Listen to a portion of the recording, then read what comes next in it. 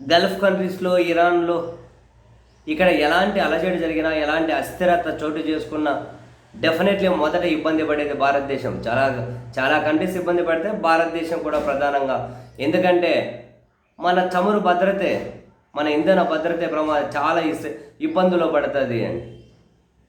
So ఇంతకుముందు భారతదేశ నాయకత్వాలన్నీ కూడా ఈ దేశాలతోటి చాలా స్నేహపూర్వక వాతావరణాన్ని, చాలా సామరస్యపూర్వక వాతావరణాన్ని కొనసాగించుకుంటూ వచ్చే అటువంటి విదేశాంగ విధానాన్ని వాళ్ళు అవలంబిస్తూ వచ్చారు.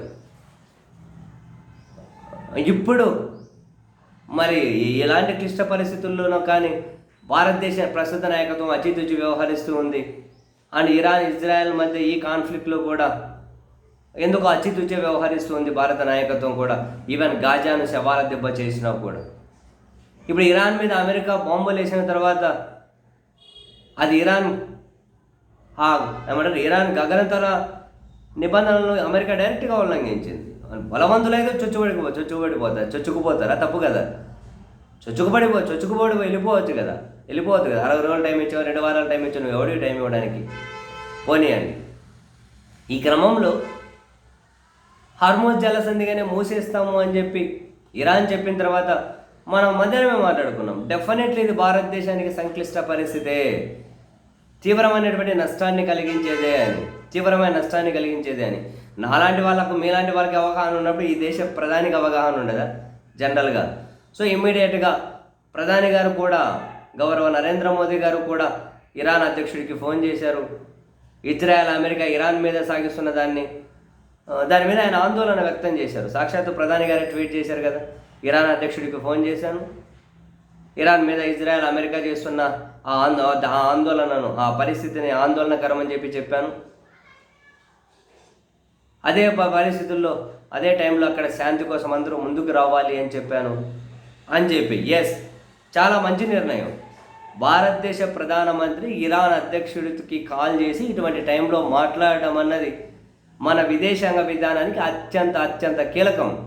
ఇరాన్తో ఈరోజు కాదు, ఎప్పటి నుంచో భారతదేశానికి భాషపరంగా, సంస్కృతి పరంగా, సాంప్రదాయాల పరంగా చాలా దగ్గర సంబంధాలు ఉన్నాయి, స్నేహం ఉంది, అన్నీ ఉన్నాయి. అఖండ భారత్ ఉన్నప్పుడు 900 కిలోమీటర్లు ఇరాన్తో బార్డర్ పంచుకున్నామండి మనం. అఖండ భారత్ ఉన్నప్పుడు 900 కిలోమీటర్లు ఇరాన్తో బార్డర్ పంచుకున్నాం. అంటే చాలా నేరో మైండ్ పెట్టి ఎప్పుడు ఎవరు ఆలోచించకూడదు.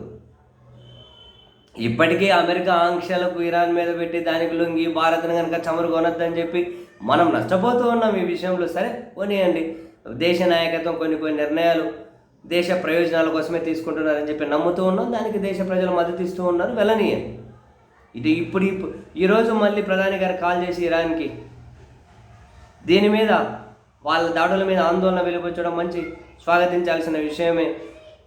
అక్కడ వీలైనంత త్వరగా శాంతి ఎస్టాబ్లిష్ జరగాలి